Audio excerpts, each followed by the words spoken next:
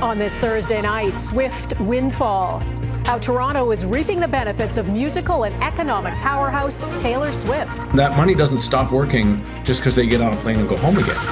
RCMP officers will soon wear body cameras. They get to a call, cameras on. Why critics say it may be more problematic than helpful, plus the privacy concerns.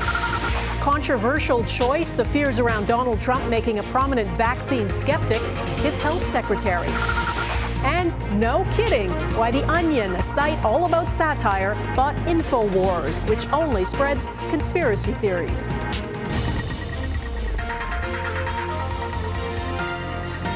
Global National with Donna Friesen. This is what it looks like when the world's biggest pop star comes to town. Taylor Swift fans from across Canada and around the world are taking over the streets near Toronto's Rogers Centre tonight, pulsing with excitement for the first of her 6 sold-out concerts here. We're from Warwick, New York. I'm feeling super excited. I've made all these bracelets, 250 bracelets for all of us. I'm from Winnipeg, Manitoba. Nice. Brandon, Manitoba. Kindersley, Saskatchewan. She's got a special place, my favorite singer. Good evening and thanks for joining us. We don't usually lead the news with the story of a pop concert, but Taylor Swift, her artistry, her fan base, and the economic impact of her Eras tour makes her a cultural and financial phenomenon. And it's not only the lucky fans who paid a fortune for tickets who are celebrating in Toronto. Eric Sorensen has our top story tonight. So I got 2 sweaters, a t-shirt. Of course, there's the money spent on Taylor Swift memorabilia, but when up to 500,000 people descend on a city, the economic impact is significant. Restaurants will be cooking. A lot of food, probably. Hotels, and then lots of food. Laura Burkholder from Pennsylvania and Jenna Hill from Winnipeg don't really want to think about what they're spending. Mine was like $3,000. I can't lie. Yeah. It was $3,000. The Pan Pacific Hotel is almost 20 kilometers from downtown, but didn't spike its prices, and it's virtually full this weekend. Absolutely reverberates out. Call it the Taylor Swift effect. At the moment, we estimated that at a minimum we've got 37% of our business is Taylor Swift. It could be as high as 50%. The economic impact in Toronto will top an estimated $280 million, with $152 million in direct spending. And of that, a remarkable $141 million from out-of-town visitors. Riley DeCola has checked in from Lyons, New York. So if I have to spend a lot of money, I have to. The bracelets are just a labor of love, but she knows she'll spend several $100s. It's pretty expensive to be a Swiftie. Are you ready for it? It's part of the Taylor Swift phenomenon, the long-distance travel and other costs so many willingly take on to see her. $2,000 for me and then $2,000 for her. Sarah Latondra, her sisters and friend, came from Edmonton. The vast majority of those people are coming from out of town. So the impact is huge. But then that money doesn't stop working just because they get on a plane and go home again. That money is new to our economy and it stays and continues to recirculate. What's harder to measure than dollars and cents is the injection of energy and high spirits into the city. This is like a life-changing experience. Yeah. And it sounds crazy. Yeah. Make new friends and trade bracelets. This is all part of the whole thing. Yeah. And look who was gifted a friendship bracelet. Yeah. The whole part of it. There you go. It's a vibe not everyone buys into, but Swifties say it makes a lot of people just feel good. The impact this tour has had, worldwide, is crazy. It's been building up for over a year now. We're really excited. And Taylor Swift fans are certainly giving the Toronto economy reason to be excited. Eric Sorensen, Global News, Toronto. 6 concerts is a record number for the Rogers Centre, but not for Swift. She also played 6 concerts in Singapore and Los Angeles, and over the summer she dethroned Michael Jackson for the most solo performances at Wembley Stadium in London with 8 concerts. Vancouver, with 3 shows, will host the final concert on the Eras Tour on December 8th at BC Place. By the time she finishes, Swift will have performed 149 times across 5 continents, making this the highest-grossing live music tour of all time. U.S. President-elect Donald Trump has nominated prominent anti-vaccine conspiracy theorist Robert F. Kennedy Jr. to be the person in charge of public health in America. RFK Jr., as he's known, used to be a Democrat, then ran against Trump as an independent before dropping out and backing Trump. He is just the latest controversial pick for a top job in the Trump administration. Our Washington Bureau Chief Jackson Proskow is with me. Jackson, Trump said in his victory speech that RFK Jr. is going to help make America healthy again. If he is confirmed as head of the Department of Health and Human Services, what would he actually be in charge of, and what's the reaction? Well, Donna, the Secretary of Health and Human Services oversees 11 different agencies, including the Food and Drug Administration, the Centers for Disease Control, and the National Institutes of Health.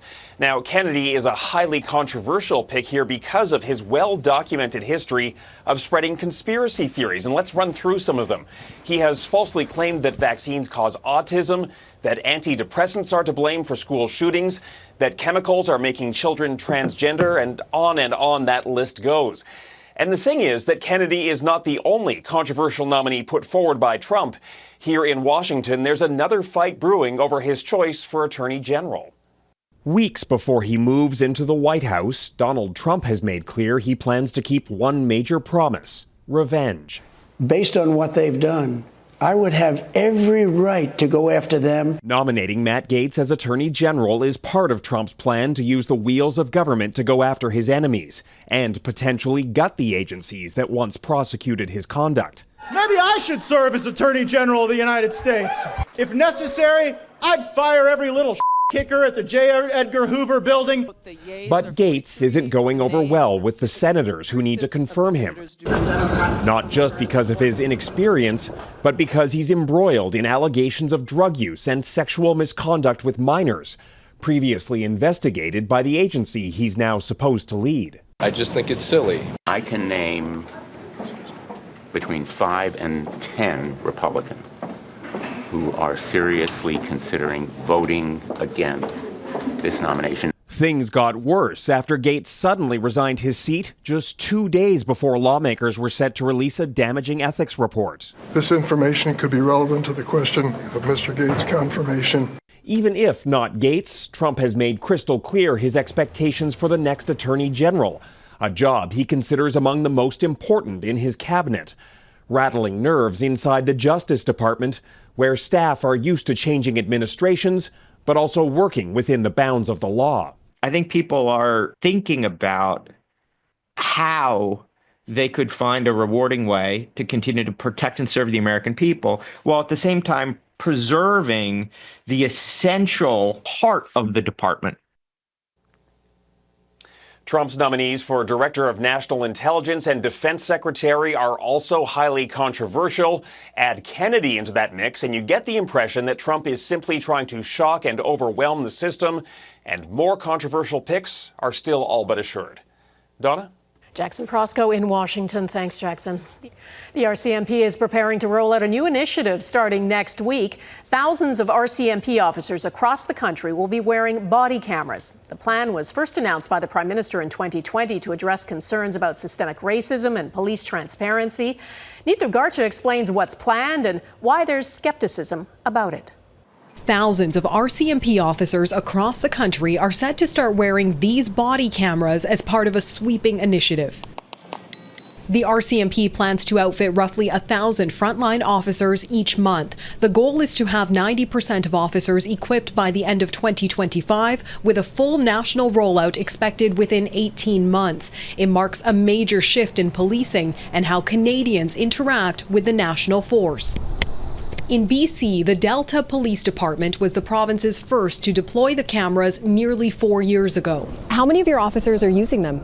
We've got 36 cameras in the field right now and 60 officers that are trained to use them. Like the RCMP, confidence is high storing the recorded audio and video on secure cloud-based servers. It's secured and it's audited for storage of all of our evidence. The RCMP says its cameras must be turned on when officers respond to service calls, including those involving crimes, mental health crises, and protest responses. But the force is explicitly prohibiting their use during intimate searches to protect privacy. It can build trust in the police force, and it reassures the community that there is an unbiased record of encounters. But critics say the evidence of body cameras' impact is inconsistent. Most of these police services do not have very strict disciplinary measures for officers who failed to turn on the cameras, intentionally turned them off. Christopher Schneider says Canadians' expectations may be informed by news coverage from the U.S., where laws often differ. There are strict privacy regulation in Canada that prohibits police from releasing body-worn camera footage.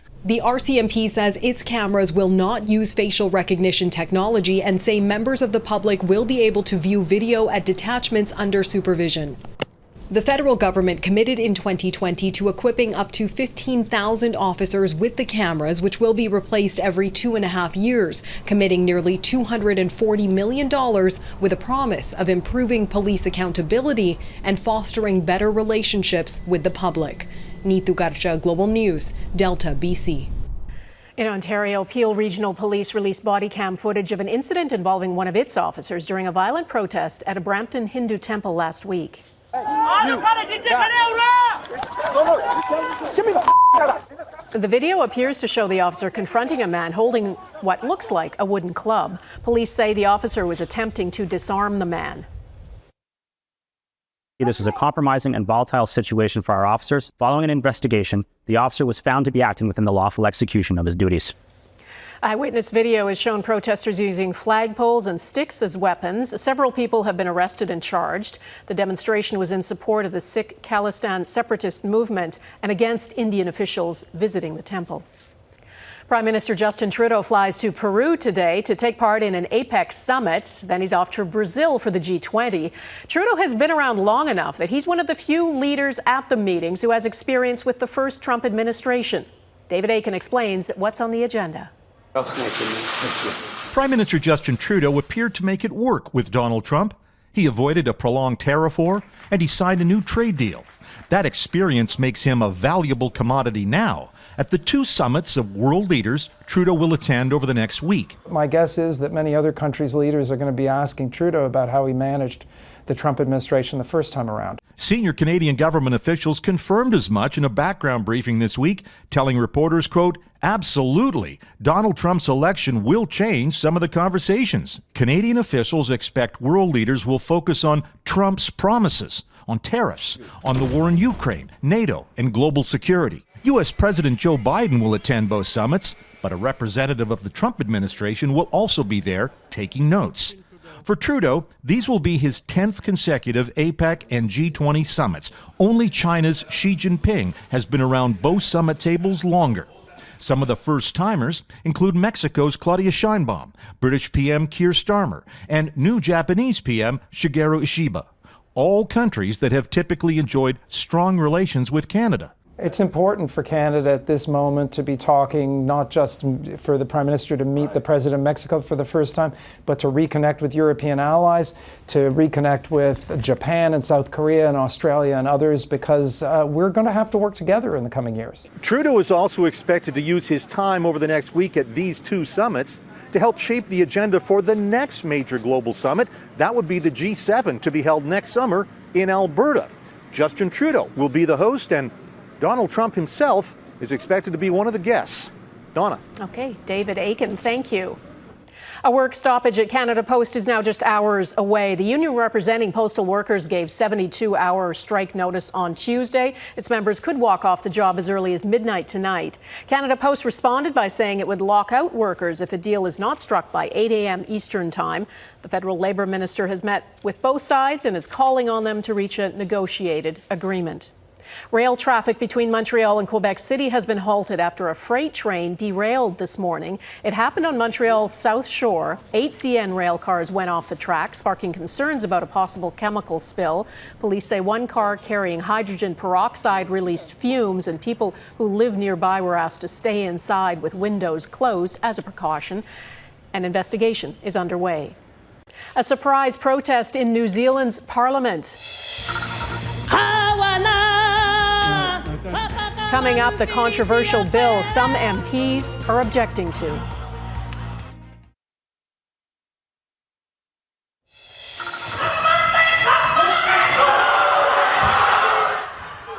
MPs in New Zealand disrupted Parliament today by performing a haka, angry over a controversial bill that would reinterpret the country's founding treaty with the Maori people.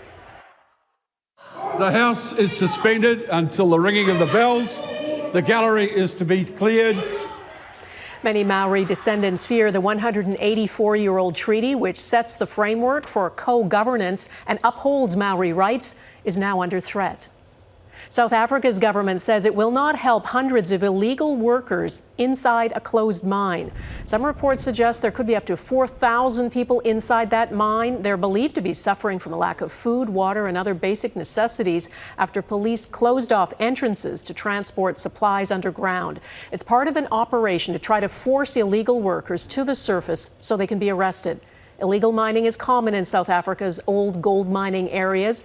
Workers enter closed shafts to dig for remaining deposits. War crimes ahead. Details of a damning new report on the widespread suffering in Gaza.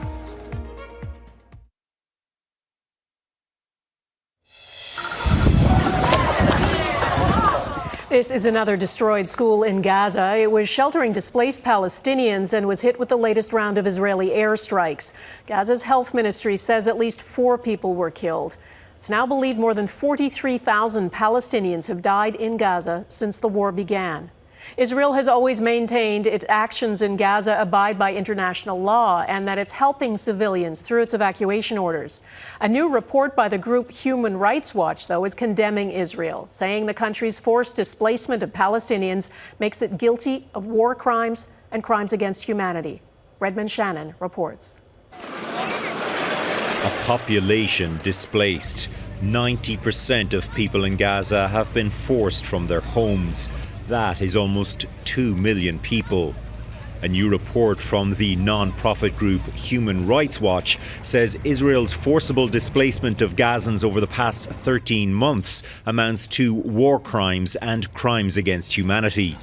The report cites the Geneva Convention, which says forced movements during war must be temporary, a military necessity, and to a safe area. On all 3 of these, our report and documentation shows that Israel has failed to meet the burden. Therefore, they are committing forced displacement, and because it's pursuant to a state policy, it is a crime against humanity. The group analysed satellite images showing how Israel cleared the so-called Netzarim corridor in the middle of Gaza and areas around Gaza's border to create buffer zones. In these areas, Palestinians have been displaced, and there's been mass destruction of all civilian infrastructure in those areas. In those areas, Israel has committed ethnic cleansing. Israel's foreign ministry says Human Rights Watch's rhetoric is completely false and detached from reality. And it blames Hamas for embedding itself in civilian areas. When Israel issues evacuation orders, those are to protect the lives of civilians in the Gaza Strip. Human Rights Watch is calling for sanctions against Israeli authorities and a suspension of weapons sales to Israel. For Netanyahu, a report like this just validates his own sense of the world, which is it's us against them, that Israel is fighting the good fight, and that people don't understand the kind of existential struggles that Israel is up against. This week, Israel said people in northern Gaza can return home after the war. That's if their homes are still standing. Redmond Shannon, Global News, London. Israeli Prime Minister Benjamin Netanyahu's chief of staff was questioned by police today. He's suspected of attempting to alter the timelines of conversations between Netanyahu and his military secretary shortly after the October 7th attacks began. According to Israeli news outlets, it's alleged Tzachi Braverman sought to change the transcript of calls in a manner he believed would benefit Netanyahu. He's suspected of making it appear Netanyahu gave orders for dealing with the Hamas attacks 10 minutes earlier than he did. Braverman also faces allegations of blackmailing an Israeli military officer to alter those records. No joke. Next, the satirical news outlet having the last laugh after a far-right conspiracy news site goes bankrupt.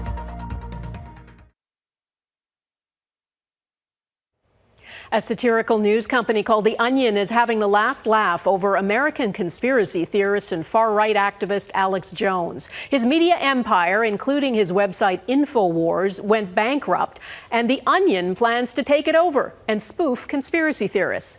If you don't know it, here's one of The Onion's top headlines today. Trump boys have slap fight over who gets to run foreign policy meeting. As Mike Armstrong explains, the sale is backed by families whose children died in school shootings. This is all happening right now. Alex Jones basically broadcast his demise live. His InfoWars empire, everything from the name to the building, was up for auction, and the winner appears to have caught Jones by surprise. The Connecticut Democrats with the Onion newspaper bought us. Now, The Onion is known for satire, like a video showing a thief not stealing a package off a porch, but stealing the delivery man. Or what its anchor this week called bold new action from the White House. As a new executive order is aiming to deter migrants by stationing hundreds of socially awkward men at the southern border. You are the resistance. Now, InfoWars wasn't built on jokes, but lies. Alex Jones told his millions of viewers things like the January 6th assault on the Capitol was triggered by Antifa. A false flag, so. Or that 9/11 was an inside job. Black hole of lies. Well, it was his repeated lying about the massacre at Sandy Hook Elementary in 2012 that is bringing his empire down. 6 members of the school staff were killed and 20 children, most just 6 and 7 years old. Jones said over and over for years it was faked. Sandy Hook is a synthetic, completely fake, with actors. That lie would land Jones in court, sued by the parents of some of the victims. Many were harassed by people who believed Jones. People were, accusing me of lying, telling me that I was going to burn in hell. This is... A jury awarded the families $1.4 billion. Jones' InfoWars was put up for a bankruptcy auction to pay at least a part of that debt. The Onion's bid was supported by the victims' families. In his last broadcast on the platform, Jones said there were bigger offers by supporters, but they were ignored. A lower bid was allowed to have the assets. The Onion says one issue a relaunched InfoWars will promote is the epidemic of gun violence. The company's CEO is a former journalist who focused on disinformation and often on Jones specifically. So it makes a certain degree of sense and a sense of justice in closing the circle that way. The lawyer for the victims' families says The Onion has done a public service, changing the platform's focus from harm to humor. Mike Armstrong, Global News, Montreal. And that is Global National for this Thursday. I'm Donna Friesen. Tonight's Your Canada is the autumn colors in Coquitlam, British Columbia. Just beautiful. We'd love to see your Canada. Please email it to globalnational@globalnews.ca. And thanks for watching. Neetu Garcha will be at the anchor desk tomorrow, and I will see you again next week. Bye-bye.